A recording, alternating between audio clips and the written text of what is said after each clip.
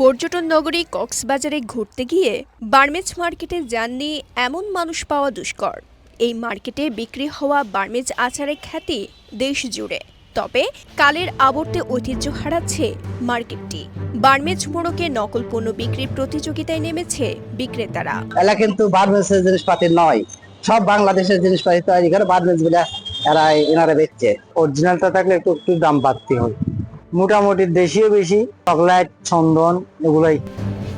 1962 সালে শহরের টেকপাড়ায় রাখাইন হস্তশিল্প, ব্যাগ, লুঙ্গি, বিছানার চাদর, চুরুট, চন্দন সহ মায়ানমার থেকে আনা বিভিন্ন পণ্য বিক্রি শুরু করেন উমে নামের এক রাখাইন নারী। দুইটা জিনিস এখানে বিক্রি হতো আর কি।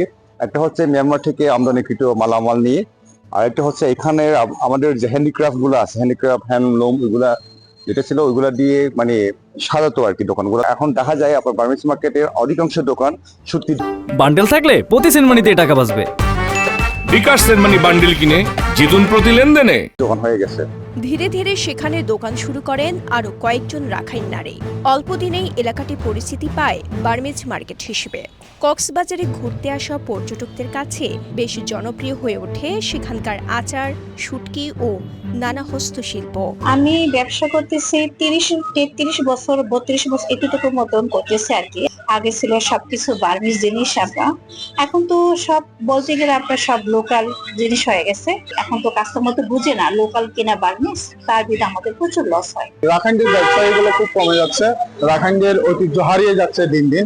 দাম বেশির কারণে, যার কারণে মানুষ বার্মিজ মালগুলো এখন খুবই কম আসতেছে। আচারগুলো বার্মিজ মার্কেট ছিল, এখন আমরা নতুন ভাবে ভেঙে হচ্ছে এটা লুকিয়ে শুটকি মার্কেট করছি আর কি।